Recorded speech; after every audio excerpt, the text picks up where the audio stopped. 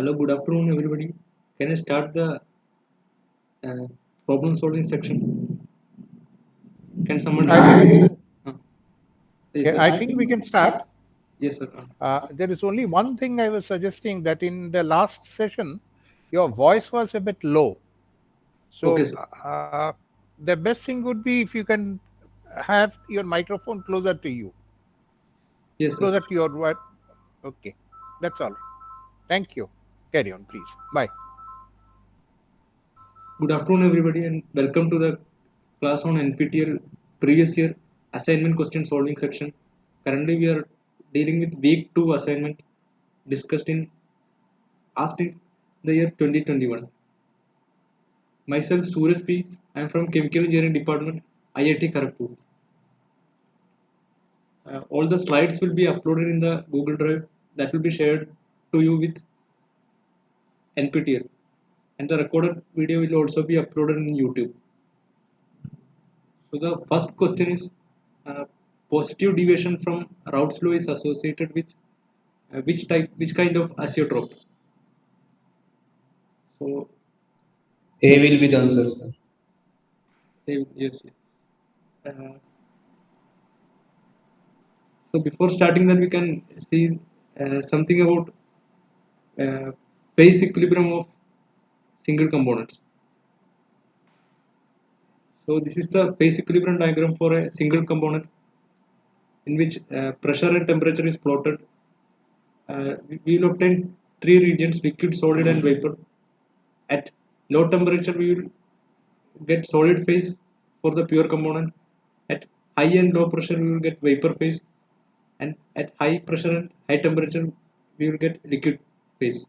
And at the triple point, all the three phases will be coexisting. Then, for a given temperature, the boundary between the vapor and liquid curve is representing the corresponding vapor pressure. And when this vapor pressure is equal to 1 atmosphere, it is known as normal boiling point. This vapor pressure is usually expressed in by using Clapeyron equation, which is log of saturation pressure is equal to a constant minus b by t. So this a plot of log of saturation pressure versus 1 by t will be a straight line. So let us see what is vapor liquid equilibrium. So when we partially vaporize a liquid mixture, a new phase is created, which is a vapor phase, which is rich in more volatile components, and the liquid phase is richer in less volatile component. If we maintain this system at equilibrium, the distribution of vapor and liquid is termed as vapor liquid equilibrium. So let us see the thermodynamics of vapor liquid equilibrium. So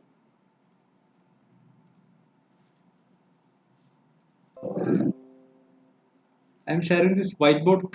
Can you see this whiteboard?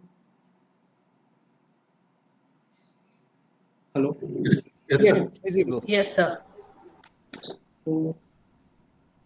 So at equilibrium, we know that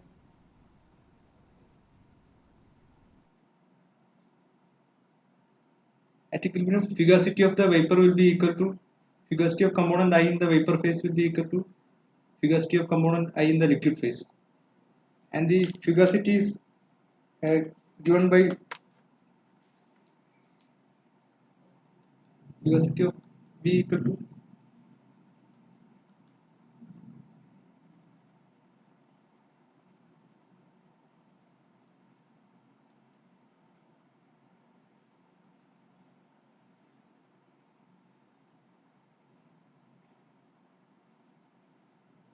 this Ya is the mole fraction of vapor phase.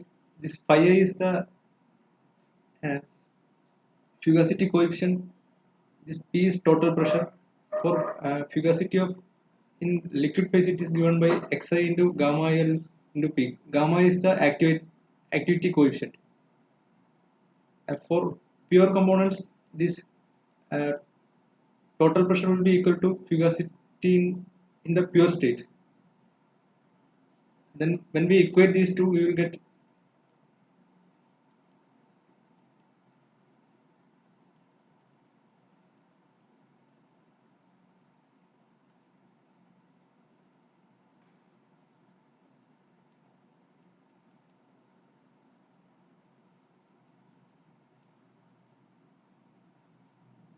so one more thing. This Fi0 is fugacity of the component uh, at standard condition. For ideal mixture, it will be equal to the saturation pressure of the liquid.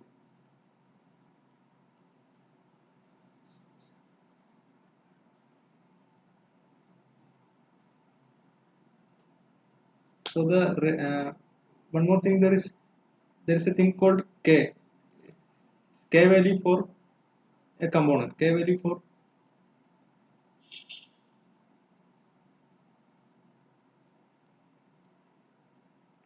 component I is given by K equal to uh, yi by xi. So this will be coming to be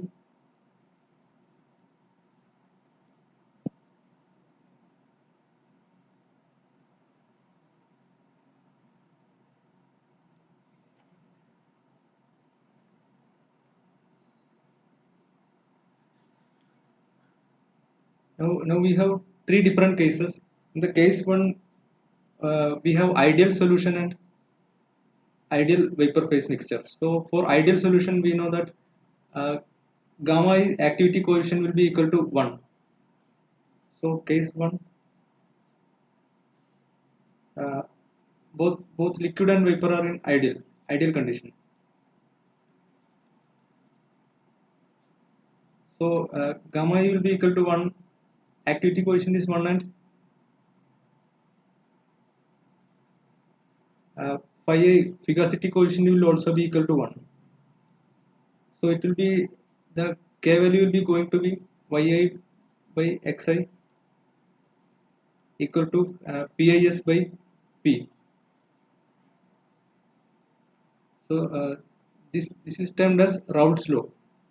So Raoult's law is applicable only for vapor and liquid which are in ideal state. Then the next case is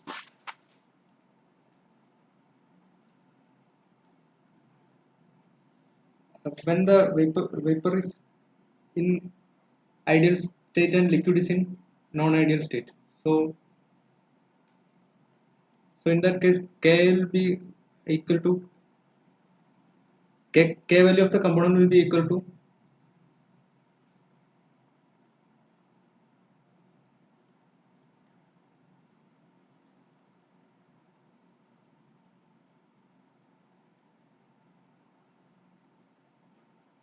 so here two cases arise.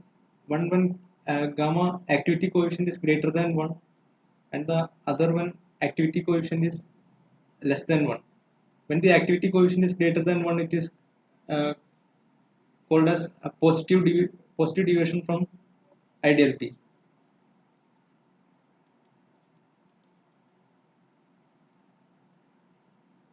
And when activity coefficient is less than 1, it is termed as negative deviation from ideality.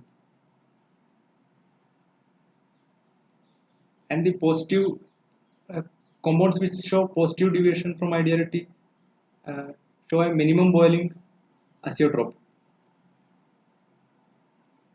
and compounds with negative deviation from ideality show maximum boiling point from azeotrope. So our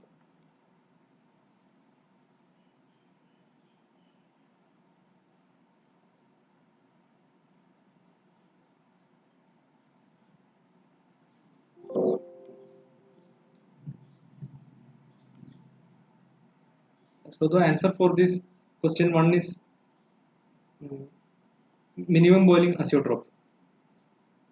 So hope this one is clear to you. Hope.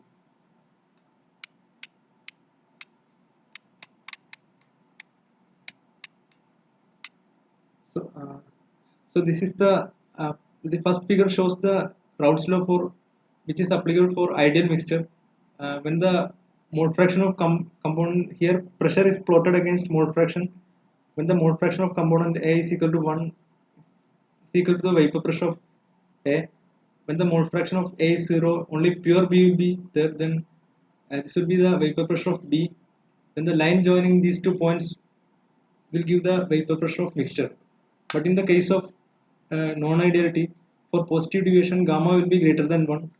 So the mixture vapor pressure will be greater than that from ideal vapor pressure. So, and this system will have, when the vapor pressure is greater, its boiling point will reduce. So it is also called as uh, minimum boiling azeotrope.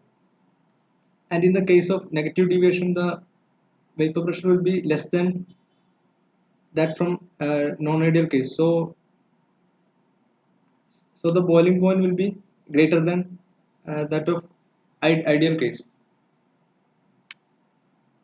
So next we can see binary vapor liquid equilibrium. So here we can see a T versus X graph. The, uh, the point above this is vapor phase and point below this curve is liquid phase. When the liquid is heated, a point arises when the uh, first bubble is seen, and this corresponding temperature is called as bubble point temperature. And when a vapor phase is cooled at a point reached, and the corresponding temperature is termed as dew point temperature.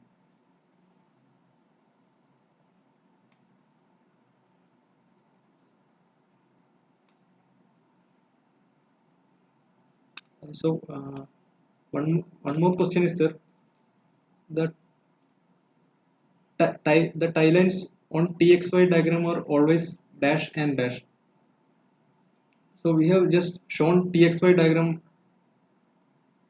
previously in the previous slide. So how will that TXY tie line of the TXY diagram looks like? This tie line is the line joining between the two curves. So can someone tell the answer for this?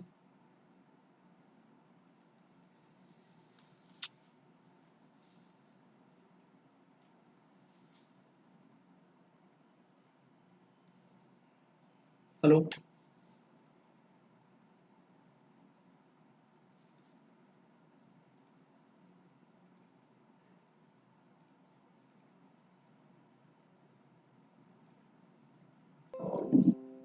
Hello, can someone tell the answer for this tie line on a TXY diagram? Isoporic and isobaric. Okay.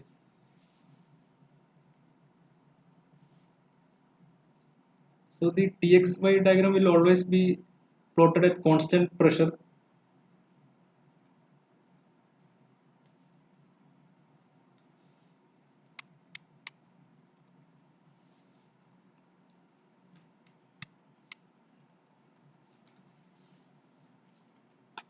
So it is isobaric, not isochoric. Actually, the pressure will be constant. The tie line will be the line joining.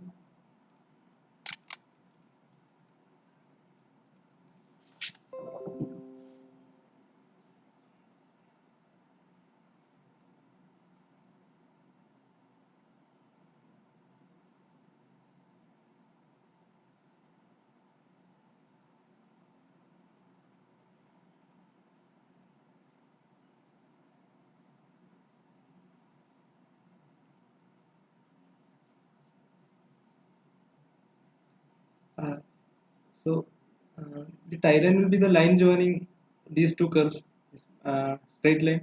Uh, this is the bubble point, dew point curve, and this is the bubble point curve. The straight line joining these two curves is the tie line. So it is uh, it is plotted at constant pressure, and uh, here the line will be at constant temperature. So it is isothermal and isobaric. And one more thing is that we can find the quality of the vapor present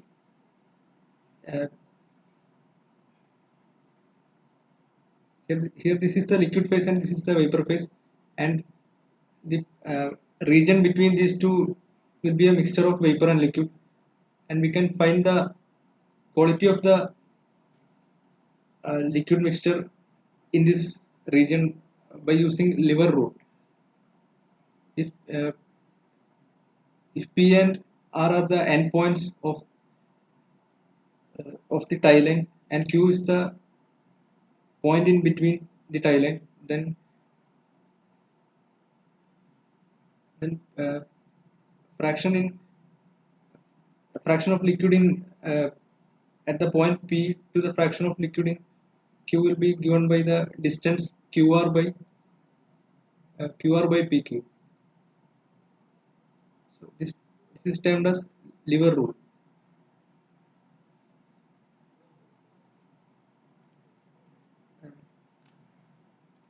So the answer for this will be isobaric and isothermal.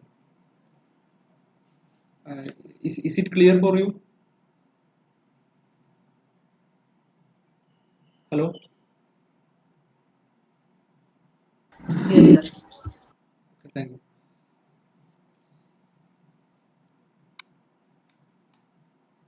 Then there are some guidelines for ideality in vapor liquid mixture. If a mixture of isomers are present, then it is considered to be an ideal solution. If there is a mixture of close boiling aliphatic hydrocarbons below 10 bar, it is also an ideal mixture. And if the components molar mass and structure are similar and nearby, then also it behaves ideally. Uh, but for a mixture of polar and non-polar compounds, it behaves non-ideally. So next question: consider a system containing mixture of component A and B.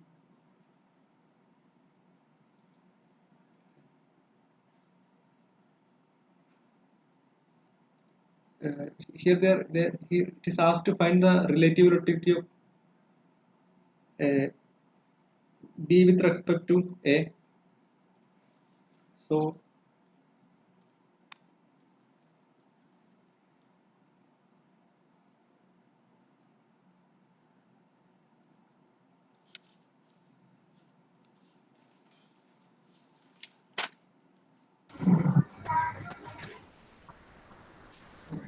in the question, it's given the mole fraction of component B in vapor phase is 0.35, and the mole fraction of component in liquid phase is 0.5.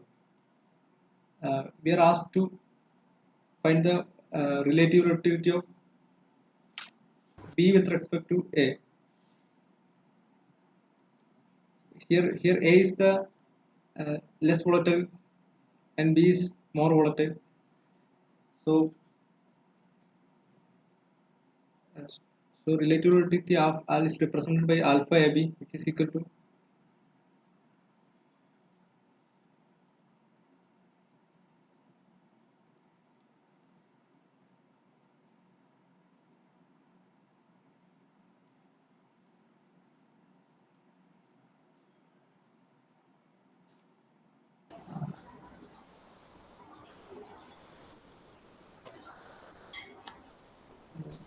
can you solve this and tell the answer for alpha AB?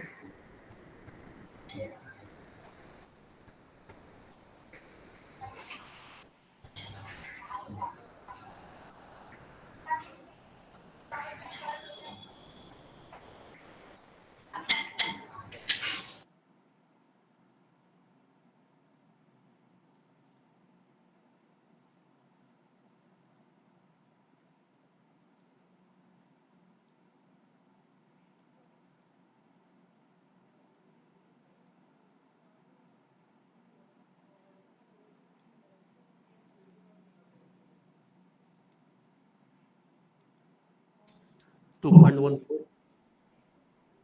What 2.14? Yes.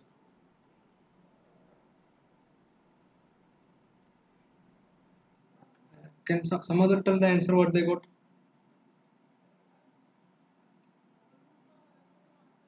This is YB is 1.85. 1.85. This YB is 0.35, XB is 0.5.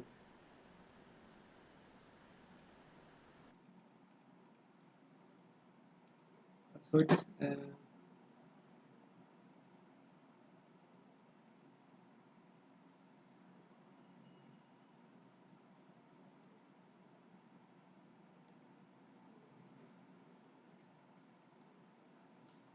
so it is coming to be 1.85.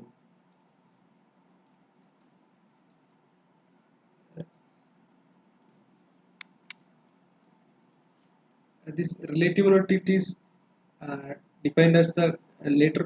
Previously, we have told about the K value. K value of component I is given by yi by xi. If another component j is there, then kj will be represented by yj by xj. Then the relative volatility of I with respect to j is alpha ij, which is equal to ki by kj. Uh,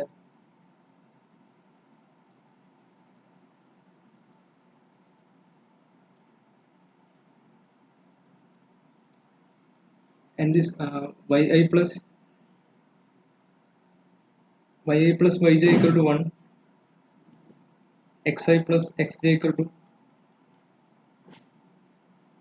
xi plus xj equal to 1. And one more equilibrium equation for vapor liquid equilibrium. After solving this, you will get the equilibrium equation for a system in vapor liquid equilibrium, and it is given as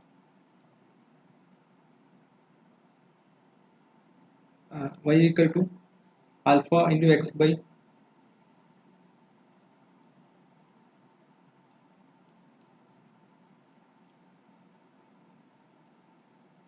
so this is the equation for a vapor and liquid at equilibrium, where alpha is the relative volatility given by ratio of k values of component I with respect to j. So is this clear to you? Relative volatility. Can someone reply? Yes, yes, sir. So next question, question number 4, uh, in which they are asked to match the appropriate distillation mode of operation is given. All the modes are continuous, and enrichment section and stripping section are present or not is given. So we are asked to find what will be the proper term for a continuous section with no enrichment and no stripping section.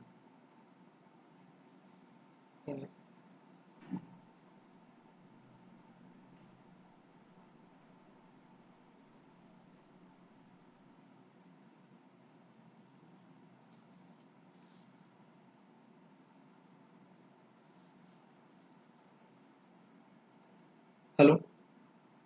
C answer, sir. C. Okay. So answer is C. We can see the detailed answer. So first we need to know what is a fractionating tower. In a fractionating tower, the feed end is preheated into a column in some region. Like usually it is in middle. It can be anywhere. Uh, so when the liquid feed enters, it will be heated and it will be preheated and moving down the column. And after that, a part of that will be drawn off, and a part will be vaporized using a reboiler and put back to the column. So this vapor that is flowing upward will be in contact with the liquid that is flowing downward. So the liquid is stripped using the vapor. So this section is termed as stripping section. Below the point of feed section, stripping section. As the liquid feed that enters is stripped using vapor that is generated from the reboiler. Then the section above the feed section is termed as enriching section. Here the liquid feed that is entering will be partially vaporized and it will be moved upwards the column. Then after that it will be condensed using a condenser and sent to a reflex drum. A part will be drawn as distillate and a part will be reflexed using a pump. And this reflex will be in liquid stage. This section is called as enriching section. This liquid stage will be flowing downwards and the partially vaporized feed will be moving upwards. So there will be a vapor and liquid equilibrium in the top section and the bottom section. This is called as enrichment section because the vapor that is partially vaporized feed that is moving upwards will be enriched by the liquid that is coming downwards.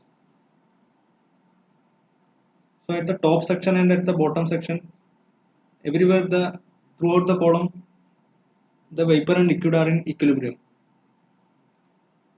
So let's see next a column with another configuration is a column without reflex but only reboiler is present. This type of column is called a stripping column.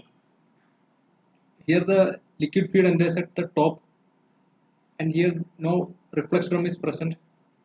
Only here stripping occurs, no enrichment occurs. So it is also termed as stripping column. So next one is a column with no reboiler but only a reflex. So this type of column is seen in fluidized catalytic cracking unit. The reaction occurring inside the FCCU will be a vapor phase reaction. This is a FCCU reactor. So the vapor phase that is generated will be going to the bottom part of the column. Here no reboiler is present in a FCCU distillation column. Only condenser will be present. And here only enrichment occurs, no stripping occurs.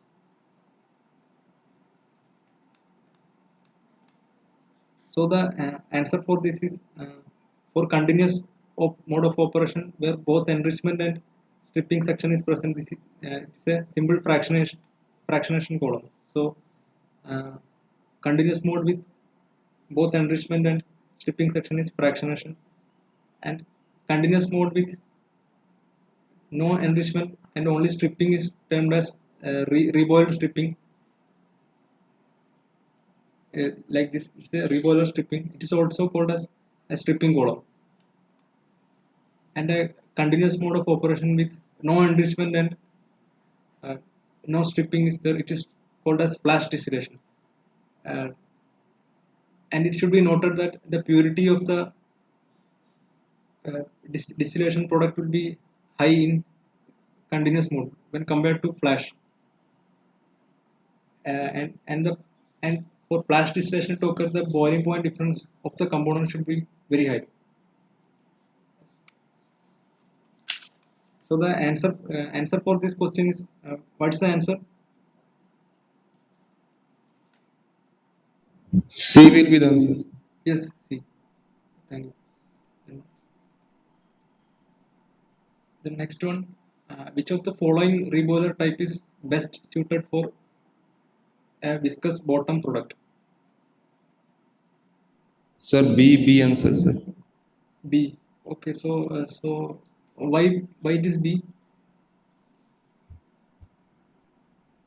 B is Sir, the B, answer. B because viscous, when we use viscous fluid, the thermosafe and reboiler tubes get choked within time. So we have to use forced circulation for circulating the fluid with the help of the pump. Yes, yes, So get rid out of the viscous problem, sir. yes. Okay, good. So I'm moving to detail of the reboilers. So reboilers are basically a type of heat exchanger that heat the bottom product of the distillation column and vaporize part of that into the lighter components back into the distillation column. So a reboiler provides most of the heat needed for distillation to occur. So, so this is the reboiler. It's present. It's a kettle type reboiler. Uh, as previously told, this is the enriching section and this is the stripping section. And the temperature profile and the pressure profile in a distillation column. The temperature will be higher at the bottom always, and the pressure will be also higher at the bottom. So classification of reboiler. Reboilers are classified based on circulation of fluid between the tower and the reboiler, and also where the reboiler is present, where the location of the reboiler. So based on circulation, it is classified as forced and natural. Based on location, it is classified as internal and external. So let us move in detail. In forced, first we will see the natural mode of operation. In natural circulation, natural circulation is also called as thermosiphon reboiler. So the thermosiphon effect is mainly due to the density difference between the this is the reboiler of the this is the bottom part of the distillation column is shown. This is the reboiler heated using steam. Here this line is termed as reboiler feed line and this line is termed as reboiler return line. So there should be some density difference between these two so that the flow will happen. A continuous mode of flow will happen without the help of pump. So so here no pump is used. That's why it's termed as natural circulation. So the process is like that. First, the liquid in the column bottom will flow to the reboiler bottom by gravity, and after feeding the steam, a part of the liquid will be vaporized. Then the density of the vapor will always be less than liquid, so it will move into the column, and the denser liquid at the bottom will be going to the reboiler inlet line again. So this will be a continuous mode of cycle. So it should be noted that without a heat source there will not be any vaporization, and without vaporization there will not be any circulation. So the driving force for this circulation inside the thermosiphon reboiler is heat by steam. It can be heated by steam or heated by some other medium. So there should be some pressure difference between the inlet and outlet line. So we are going to the detail of what will be the pressure difference across the reboiler, thermosiphon reboiler. So differential pressure driving force in thermosiphon. Let the specific gravity of the liquid in the reboiler be 0.6 and the height of the liquid above the inlet is 20 feet. So this is the baseline of the reboiler, where this is the reboiler and this is the baseline. So height of the liquid column will be 20 feet and the liquid specific gravity is 0.6. So after passing the steam, a part of the liquid will be vaporized, and we know that the density of the vapor will always be less than that of the liquid. So the specific gravity will also be reduced. So specific gravity is coming to be 0.061. The height of the return line is 15 feet. So the pressure difference between these 2 points is height into density minus height into density at this point minus height into density at this point. So it is coming to be 10.81 feet. So in order to convert into PSIG, we will divide it by 2.31 as 1 psig will be equal to 2.31 feet of water column. So a pressure difference of 4.7 psig is generated in between in the inlet and the outlet of the reboiler. So this pressure difference is used in overcoming the loss in reboiler. So next one is a kettle type or gravity fed reboiler. This is also an example of the natural flow heat exchanger, natural flow reboiler, and there should be some elevation difference or static pressure difference between the column and the reboiler. This elevation difference drive the liquid from column bottom into the reboiler.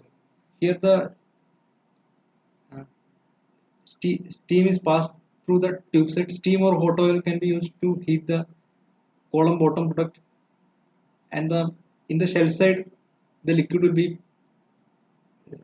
can be seen in the shell side, and after heating it will be vaporized partially, and part of the vapor will be gone into the column. So after condensation this process will be continued. So in the column bottom flow is through shell side and the liquid is partially vaporized. So next one is a forced circulation reboiler. A forced circulation reboiler uses a pump. A pump is used to drive the flow of bottom product into the reboiler. Here two types of reboiler are seen. First one is a fired heater. This is a fired heater where the heating is done with help of fuel gas. So the column bottom will be drawn with the help of a centrifugal pump. A part of that bottom product will be uh, sent to other process or for storage, and a part will be moved into the reboiler, fired reboiler, and it will be entered into the column for stripping. And another type of reboiler is a shell and tube heat exchanger.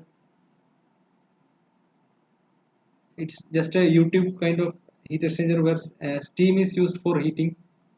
Here we use fuel gas for heating. So the main problem associated with this is if there is no fluid flowing through the fired heater, then there is a chance of damage of the tube. So the tube will be heated without if the tube is heated without any fluid flow, then the tubes will be damaged. So that is the main drawback of fired heater. And another classification is internal and external. Up to now we have discussed about external type of reboiler, where the reboiler is situated outside the distillation column. In some cases the reboilers are inserted into the bottom of the tower. So it has some drawback that when some fouling or leakage happen to the reboiler, then its fixing will be difficult, as without opening the column we cannot repair the reboiler.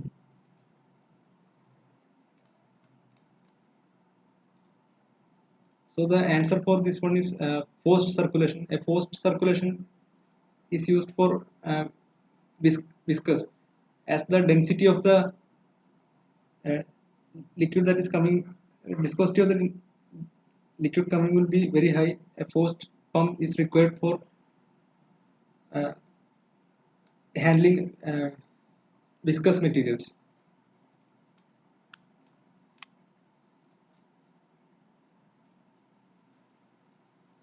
So this is clear or not?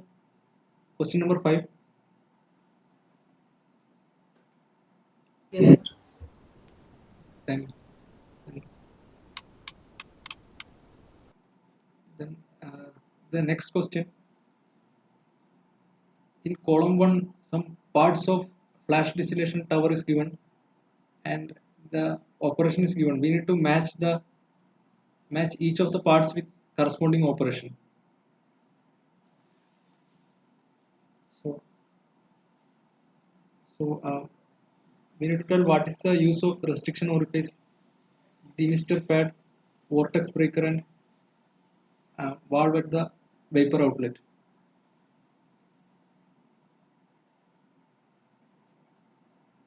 So, what is the use of restriction orifice? B option. Option B, but can you tell what is the use of restriction orifice in a flash distillation?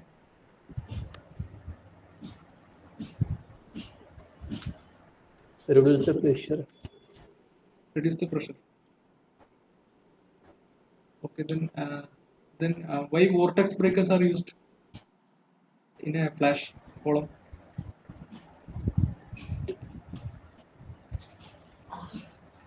Break the voltage and save the pump from the cavitations.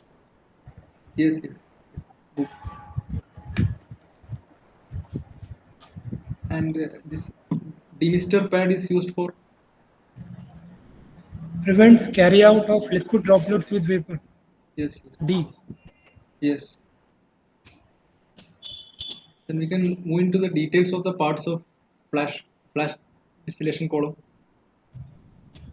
So, so this is a flash column in which the feed uh, entering is a mixture of two components, and it will be cooled using a cooling water, and it will be passed to a restriction orifice. So this restriction orifice is this type of material, like orifice type of material. It helps to reduce the flow rate and hence to reduce the pressure that is coming into the flash drum. So when there is a sudden pressure loss, it will be immediately vaporized into vapor and liquid streams. So some throttling is done, uh, and hence we will get a mixture of vapor and liquid.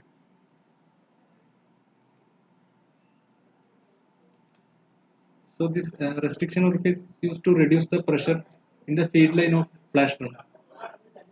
Next is vortex breaker. So let us consider a flash drum. At the bottom of the flash drum there is a nozzle. Inside the flash drum there will be both vapor and liquid phases.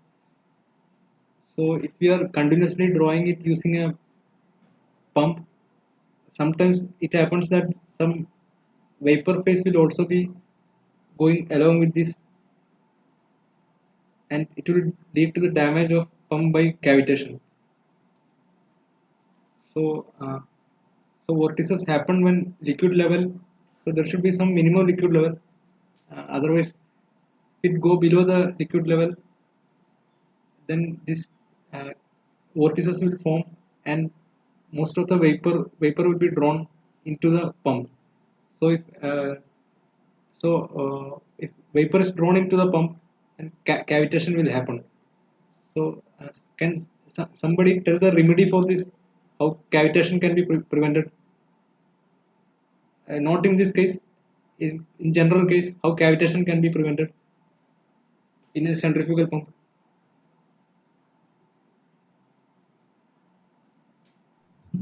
Increase the pressure of the liquid far away from the vapor pressure of that liquid. Yes, yes. So that is termed as NPSH. So that difference is termed as NPSH. Pressure in the eye of the impeller minus vapor pressure of the liquid, that is termed as NPSH. Then the vortex formation depend on the liquid level inside the drum and the velocity in which it is drawn outwards through the nozzle.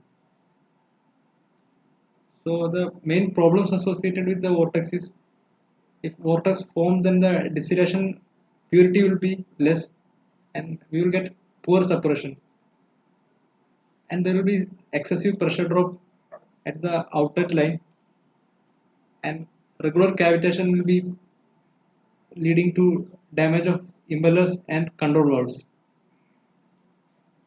So, so there are some solutions to mitigate the vortice formation. First one, we can maintain a minimum liquid level height above the draw of nozzle. so that the vapor will not be entrained along with the liquid into the centrifugal pump. Then we can also use a vortex breaker in the mouth of the vessel nozzle. So this is the bottom part of the flash drum. This is the nozzle. At the mouth of the nozzle, we are keeping a vortex breaker. This is the vortex breaker. So it will prevent the vapor from moving into the downward line.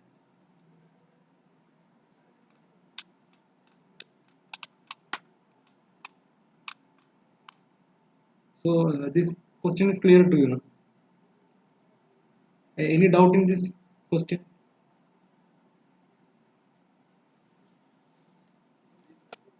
Hello. Sir, all clear. Okay, thank you.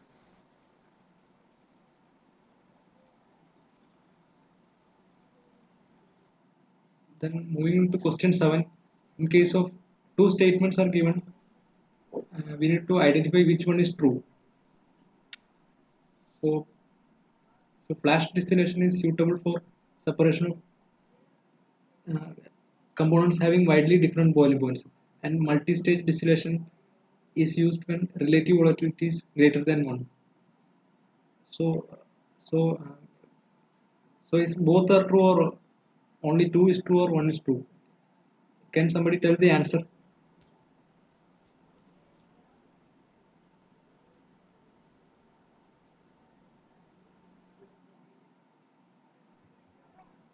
One is true, sir. 1 is true, yes.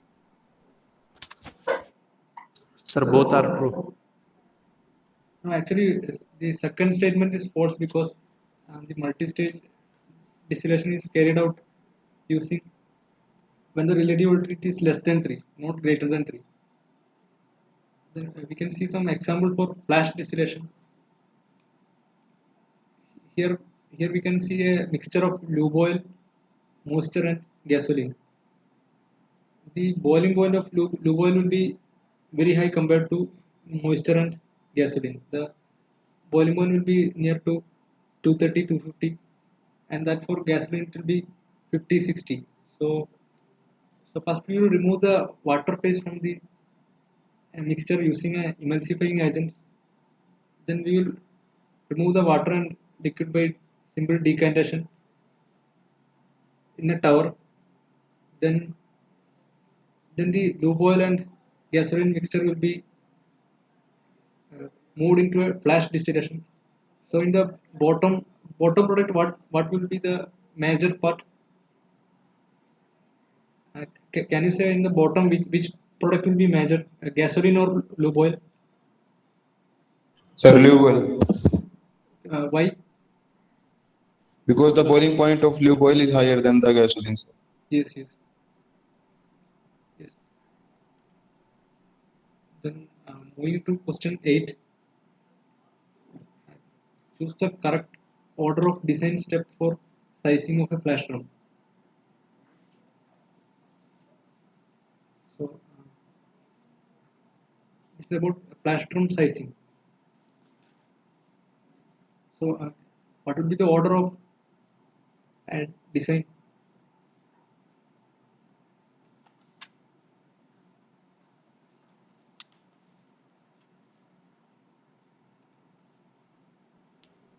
Option C. Option C. C. Okay. So this system factor. How can we find out system factor?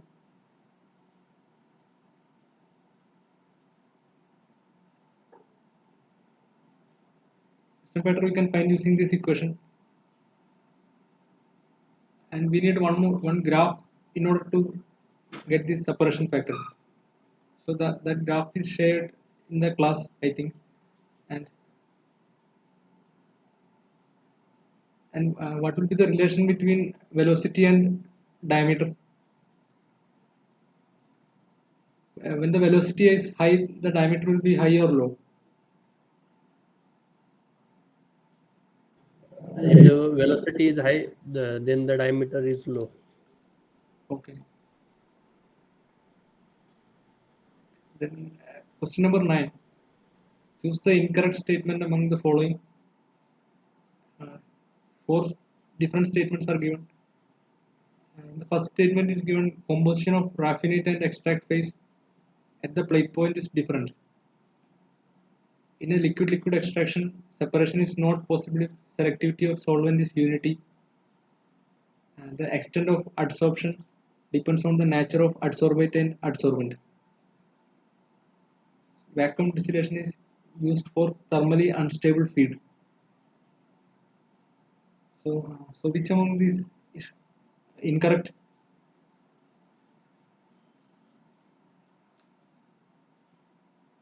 Option A. Option A. Option A, yes. So option A is incorrect.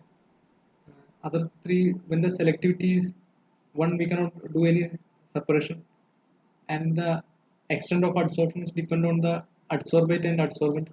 The adsorbent will be the solid, and adsorbate will be the component that we need to separate. The main factor that depend on adsorption is the surface area and pore volume of the adsorbent. So if higher the surface area, more will be the components, more components will be, and easier the components will be adsorbed. So the components that will be adsorbed can be dissolved using a simple vacuum. By applying vacuum, all the components adsorbed on the adsorbent will be dissolved. And the vacuum distillation is used for thermally unstable feed.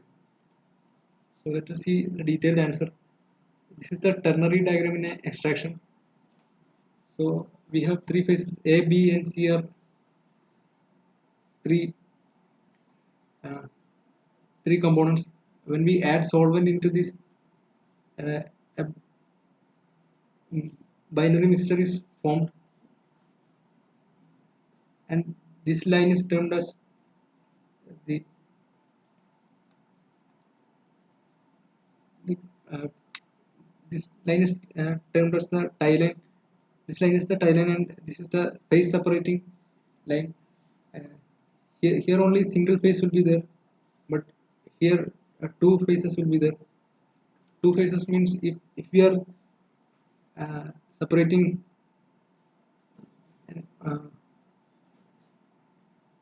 ethanol and water mixture, then ethanol is organic in nature, and water is more polar. So if we add a solvent like ethyl acetate into this, then ethyl acetate will be taking most of the ethanol, and it will be partially miscible with water. So two different phases will be formed.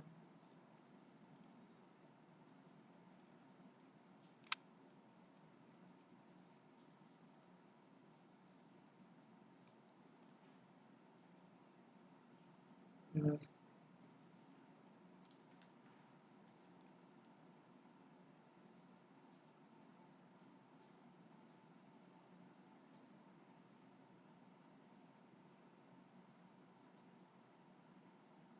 So ethanol plus water is the mixture. If we need to separate these two, actually this is miscible mixture. So we will add a third component, which is immiscible with one of the component. It is termed as solvent, and we are here adding ethyl acetate as a solvent. So the ethyl acetate will be miscible with ethanol, but it will be immiscible with water.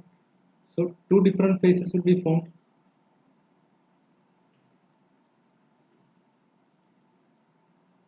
One will be ethyl acetate and ethanol.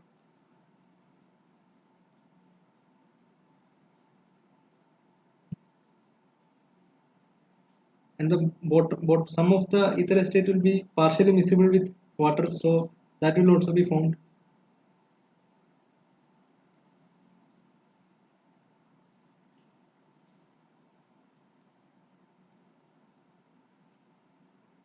So two layers can be seen, and we can separate these two layers using a simple separating funnel. but the it will, after separation, some of the impurities of water will be present inside the ether acetate ethanol phase.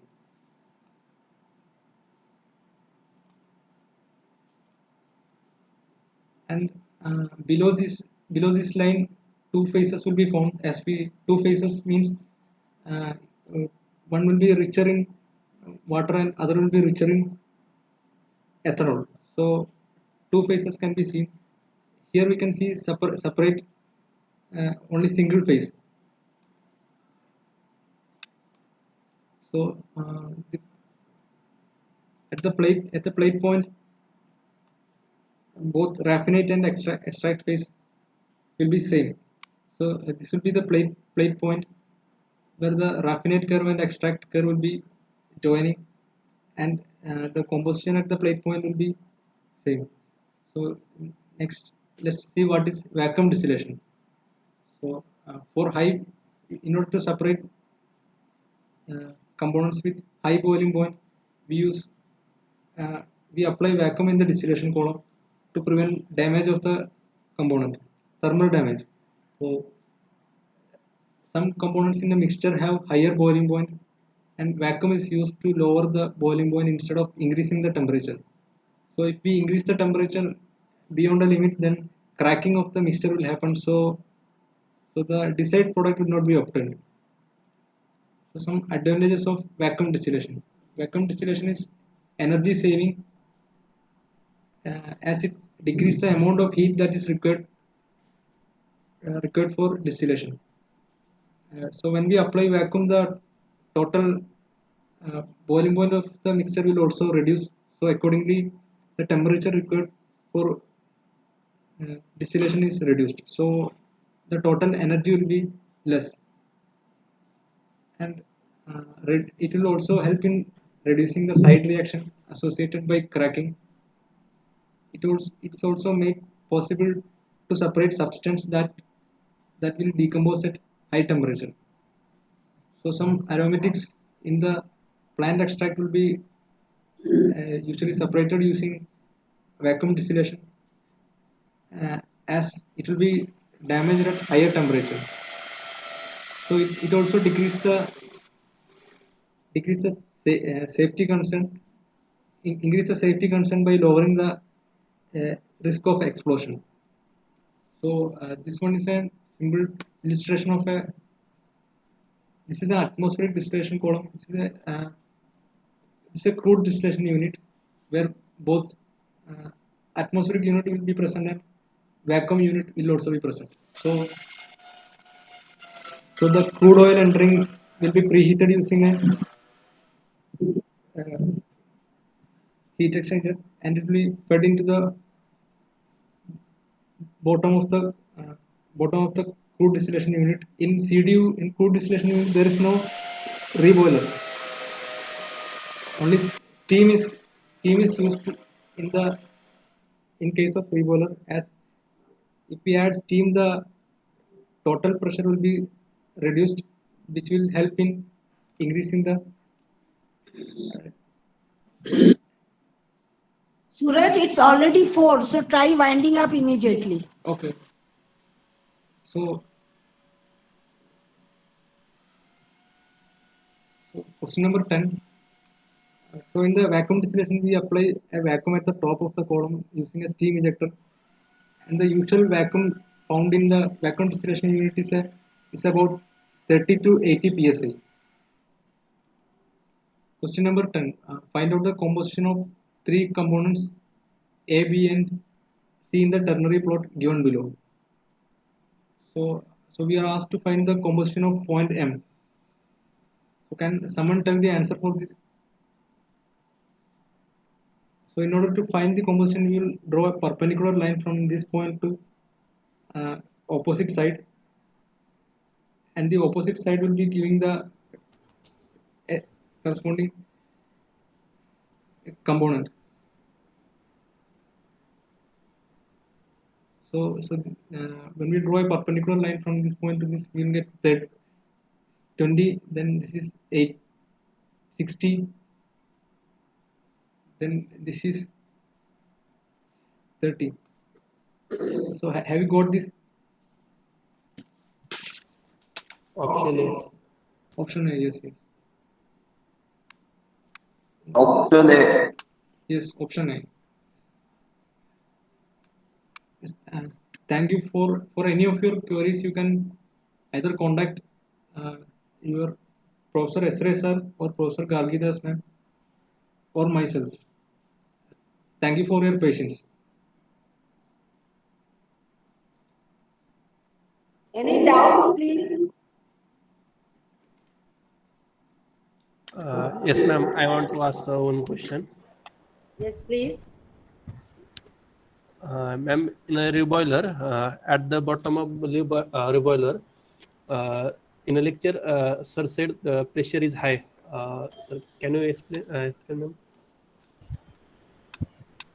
Professor Ray, will you take up this question, please?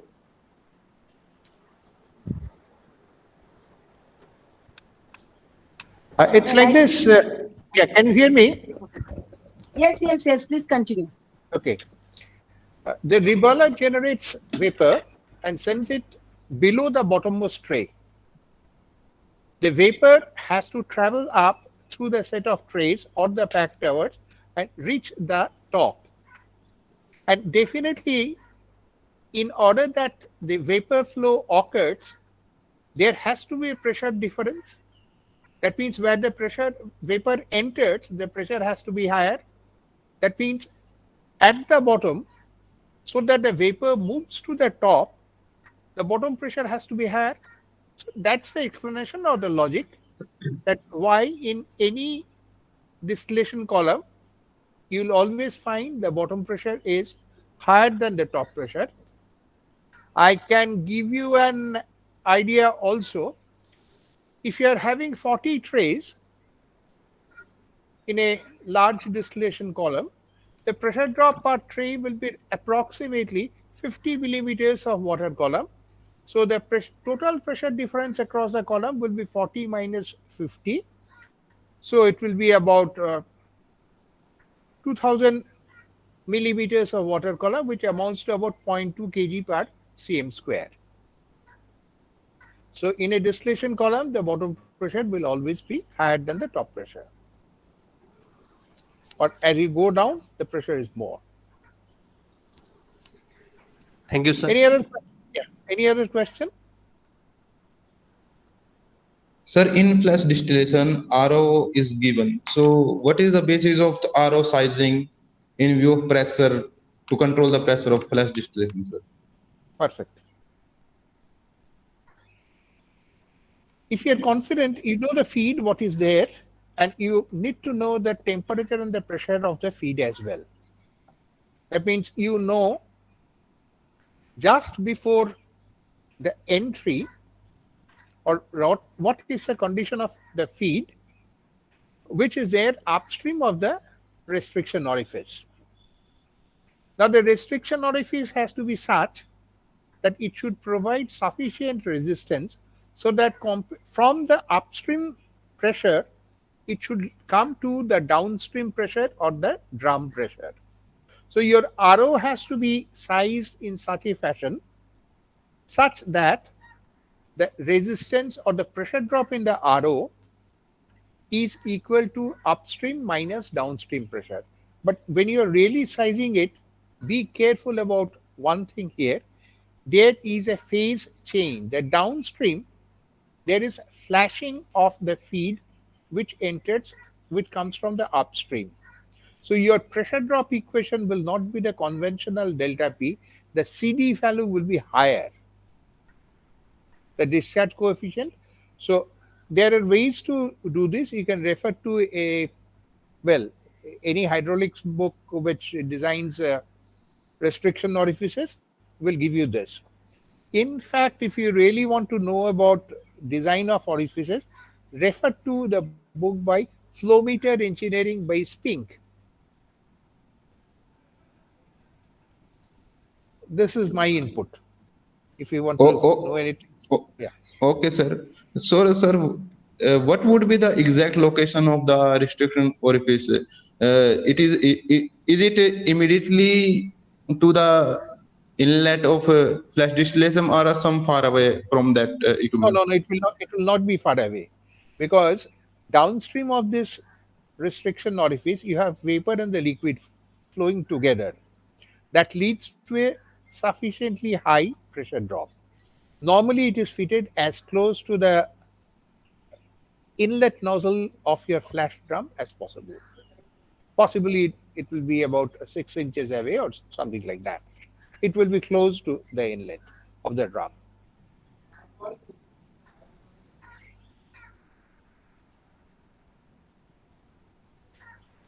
Well, if there are no other doubts, then I think any other doubts, or else Suraj can wind it up.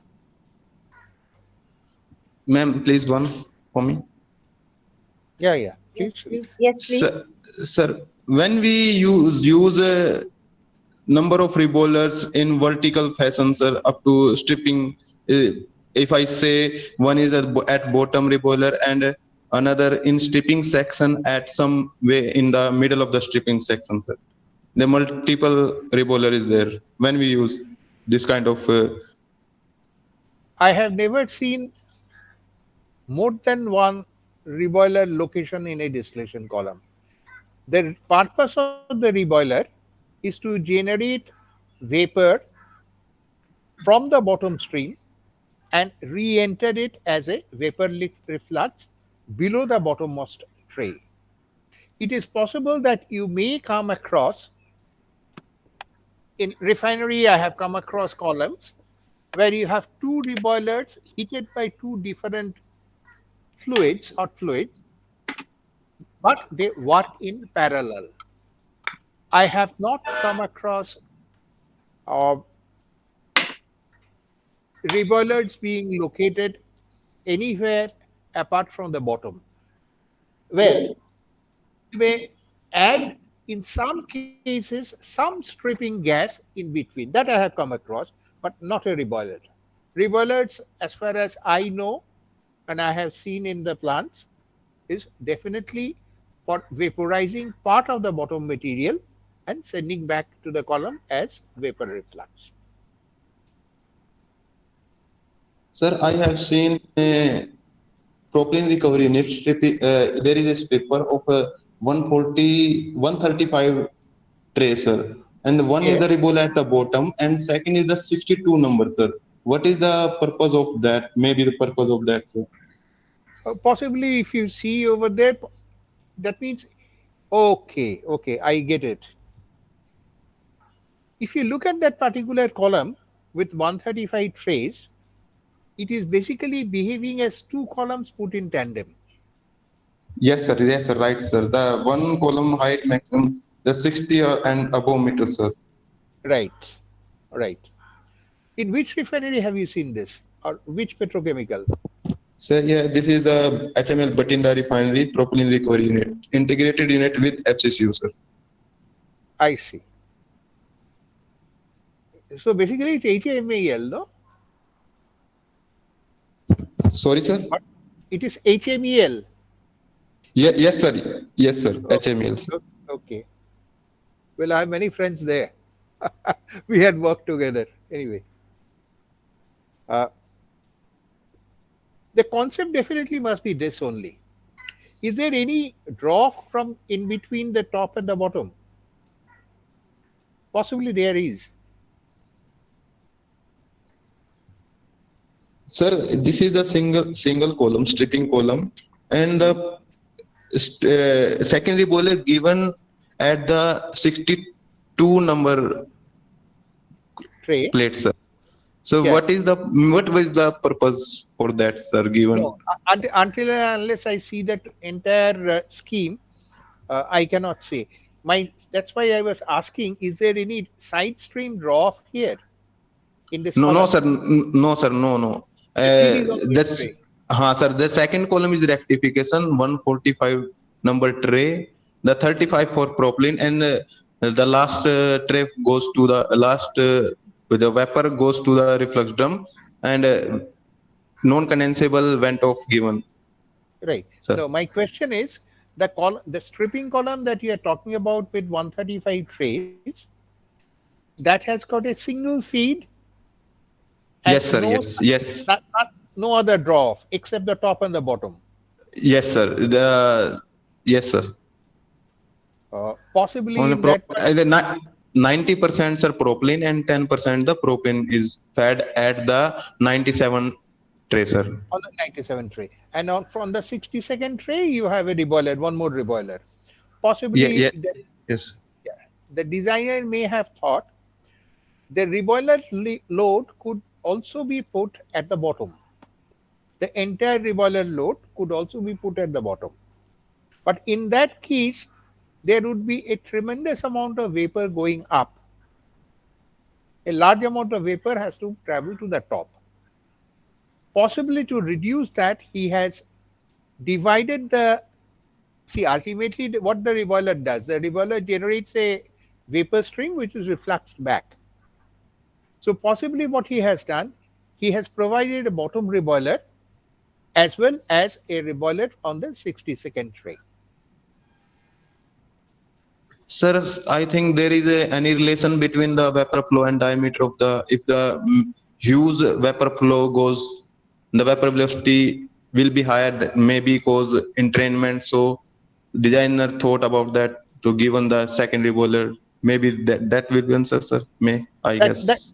That definitely could be a very plausible answer because if you have a large vapor flow, your column diameter has to be higher, much higher, in fact. That's could be one of the reasons. But until and unless you see the simulation or you see the other data, at least I cannot say without seeing any additional data what is the exact thing that was in the designer's mind. Well, I think we need to stop now. And Right. if Okay, sir. required, you Thank can you. contact, you can contact Professor Ray later and we can go ahead with the discussions after this as well. Yeah. Thank you, sir. Thank you, ma'am. Before stopping, I'll just say one thing. Typically, vacuum column, uh, the pressure, operating pressure will be about 60 millimeter mercury absolute at the top. And at the flash zone, it will be higher, close anything between, say around 80 to 90 millimeter mercury absolute. Possibly Mr. Suraj had said PSI. Sorry. That was not Yes. correct. So kindly this stands corrected. Never mind. That's all. So thank you all. Thank you very much. Thank you. Thank you all. Thank you. Yeah, we can meet again next week and then we can have further discussions on these. Definitely. Sure. Thank you. Thank you, ma'am, sir.